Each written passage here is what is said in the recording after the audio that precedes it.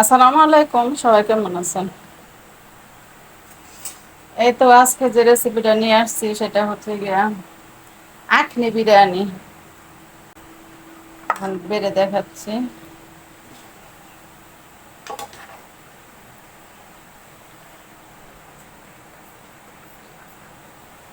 এটি একটা সিলেটের ফেমাস খাবার।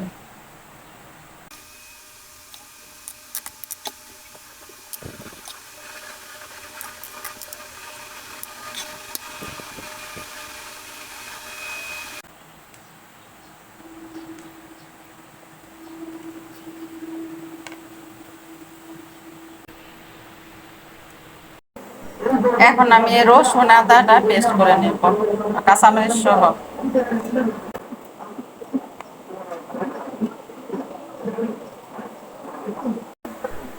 এখানে আমি গরুর মাংস নিয়েছি, তারপরে সব মশলাগুলো দিয়ে দিব এর ভিতরে। টক দইটা দিয়ে দিব, টক দইটা ফেটে নিয়ে আসছি। তারপর দিয়ে দিই পেস্ট করা মশলাটা, মানে আদা রসুন কাঁচামরিচ। তারপর দিয়ে দিচ্ছি এখানে মৌরি, মিষ্টি জিরা, তারপর আস্ত ধনিয়া,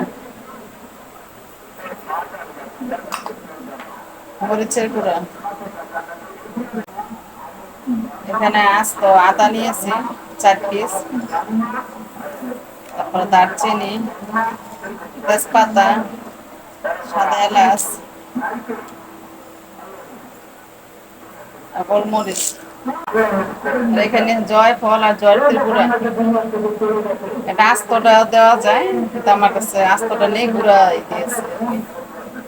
তারপর একটা আস্ত রসুন, 2টা স্টার মশলা, 2টি কালো এলাচ, বড় এলাচ, তারপর কিছু লবঙ্গ।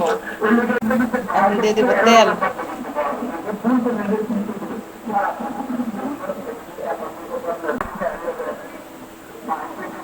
সবগুলো মেখে নিব।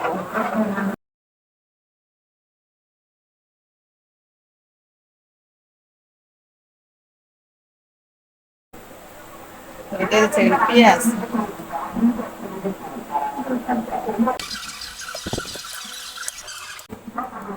লবণটা দিয়ে দিচ্ছে।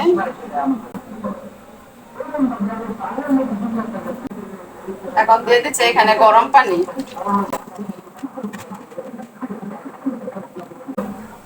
পানিটা এখানে বেশি করে দিতে হবে, কারণ এই পানির ঝোলটা দিয়ে পোলাও রান্না করবো।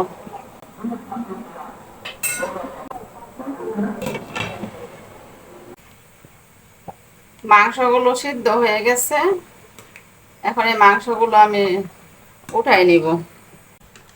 এভাবে জল থেকে উঠাই নিব জড়ায়। ওতে চুলার উপর 1.5 ঘন্টার মতো রেখেছে আর কি।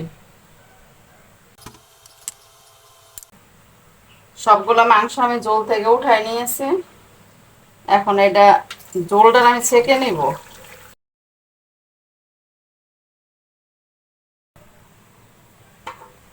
এখন এই মাংসগুলো এই মশলা থেকে আলাদা করে নেব।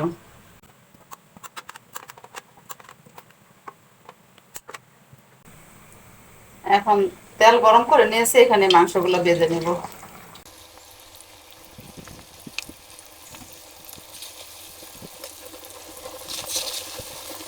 মাংসগুলো আমি ভেজে উঠাইনি। এখন আমি আরেকটা কড়াই বসিয়ে দিয়ে এখানে তেল দিয়ে নিয়েছি।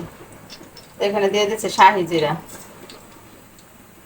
দিয়ে দিচ্ছে 2টা কালো এলাচ আর 4টা সাদা এলাচ।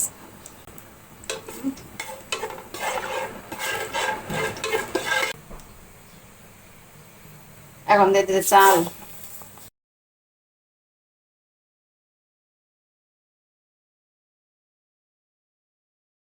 চালটা ভেজে নিয়েছি। এখন মাংস রান্না করা সেই পানিটা দিয়ে দিব।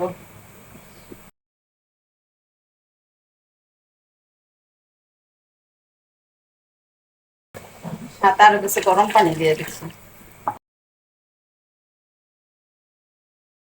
দিয়েছি কাঁচামরিচ।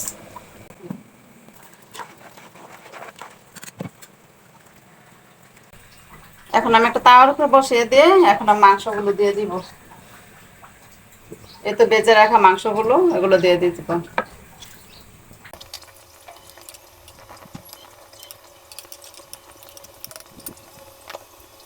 দিয়ে দিচ্ছি ঘি। এখন কিছু জর্দার রং দিয়ে দিচ্ছি।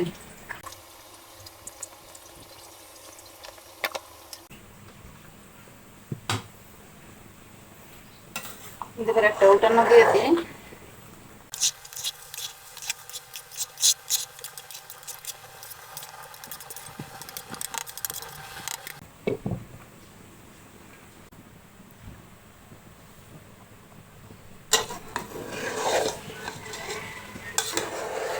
এবার একটা ফাইনালি ভাবে হয়ে গেছে।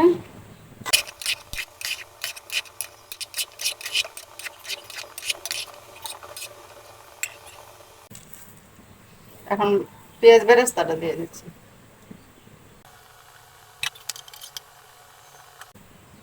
এত ফাইনালি বিরিয়ানিটা রান্না হয়ে গেছে, এখন নামিয়ে নিব। আজকের মতো রাখছি, আল্লাহ হাফেজ।